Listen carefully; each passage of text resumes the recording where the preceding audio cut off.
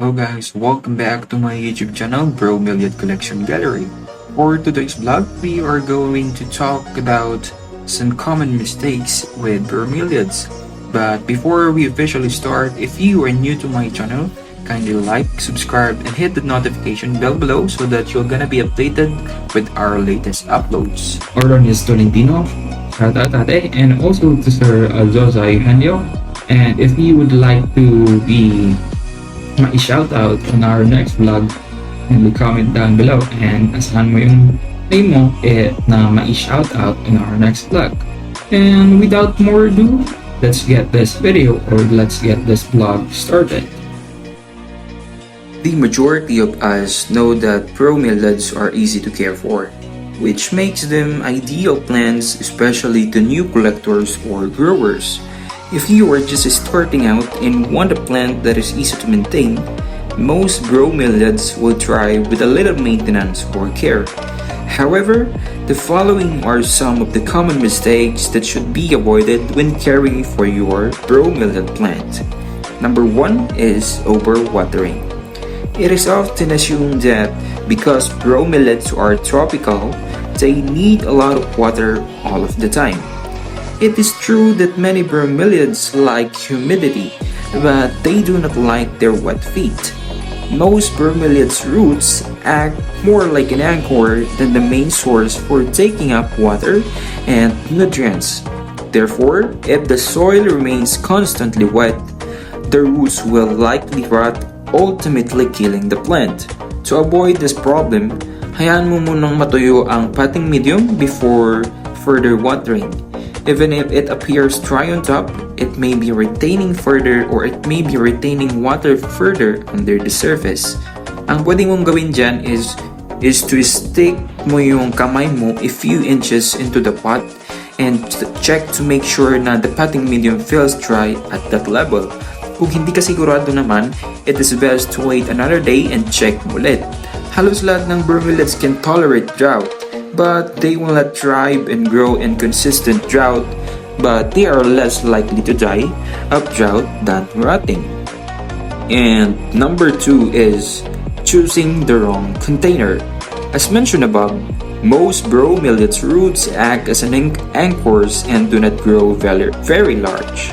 A small pot between 4 to 6 inches will be enough to hold most bromeliads.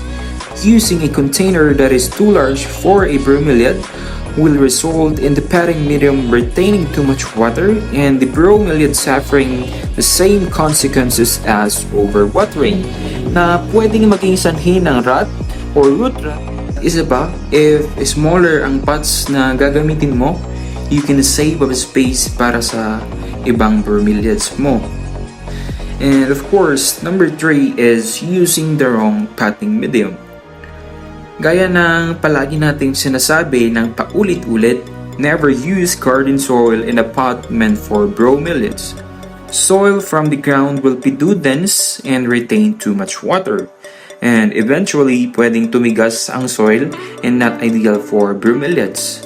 It may also carry disease, fungus, and pests that will damage a bromeliad. Instead, use a potting medium that is especially formulated for growing bromeliads. There are many soilless mixtures on the market that are designed to allow quick drainage. I know siguro alam nyo na rin ang mga pwedeng gamitin as a potting medium, basta use soilless and quick draining medium. Coconut husk and charcoals are also widely used for this purpose. And number 4 is exposing your plant to direct sunlight. As we all know, and as we always say, most bromeliads thrive under indirect or filtered sunlight or under the net. Therefore, they are not adapted to being exposed to direct sunlight. Many bromeliads will scorch and lose their color in direct sun. This is one of the few mistakes beginners are doing. Kahit na established na ang bromeliad mo at malaki na siya, still it cannot take full sun lalo na kapag all the exposure sila and when it is during summertime. I always receive a lot of messages about this na bakit daw nasusunog ang daon ng bromeliads nila.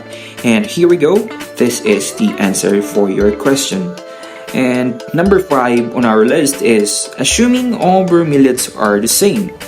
Dapat niyong malaman na there are 57 different genera of bromeliads.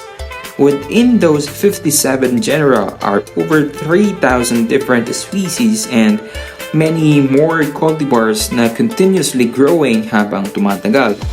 While many bromeliads are similar, some have unique adaptations that they have developed to survive in their native habitat.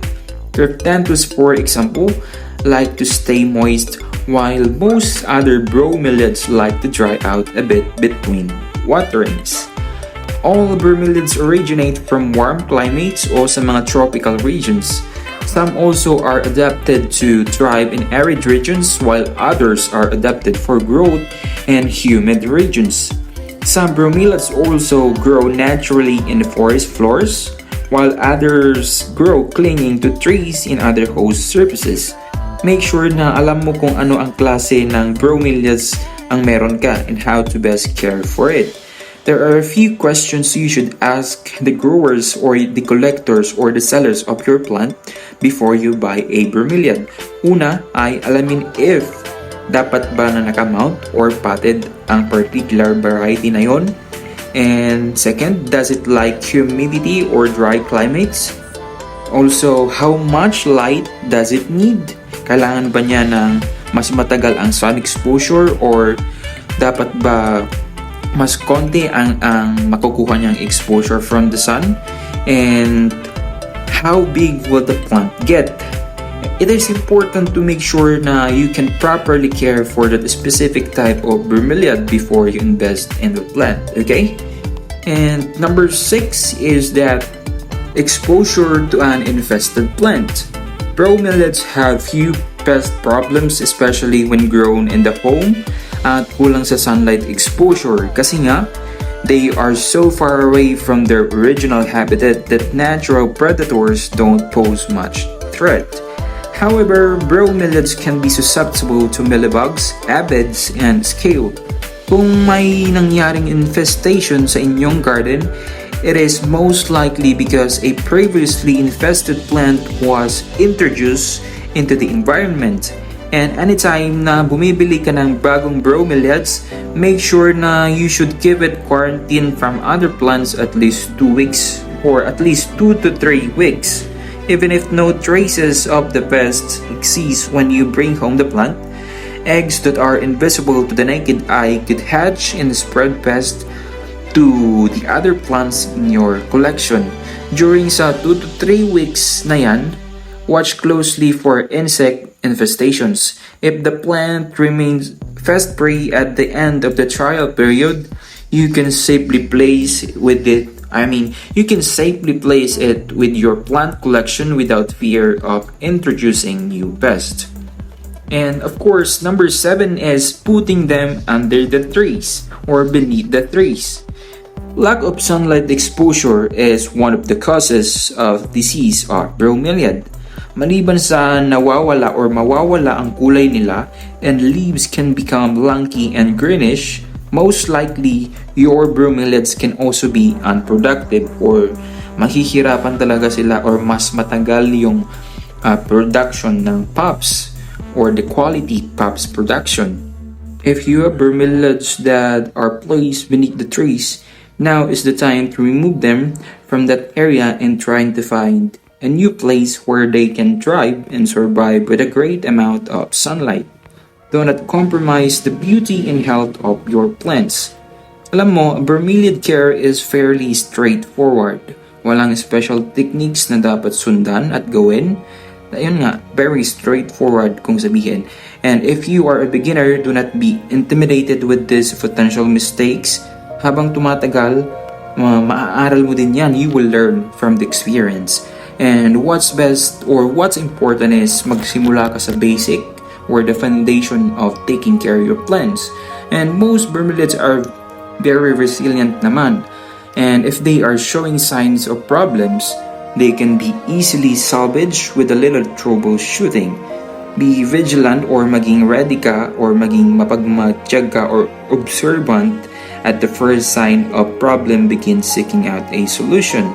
The earlier a mistake is discovered and corrected, it is easier for the bromeliad to recover and remain a beautiful plant to display. Leaving you this quotation for today by Richard Branson. You do not learn to walk by following rules. However, you learn by doing and by falling over. I hope na you learned something today, and I would really appreciate it if it is or if you will like this video at ma-share sa inyong mga social media platforms or to some friends out there who would love to learn about bromeliads.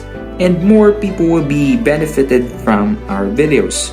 Once again, do not forget to like, subscribe, and hit the notification bell below for more updates.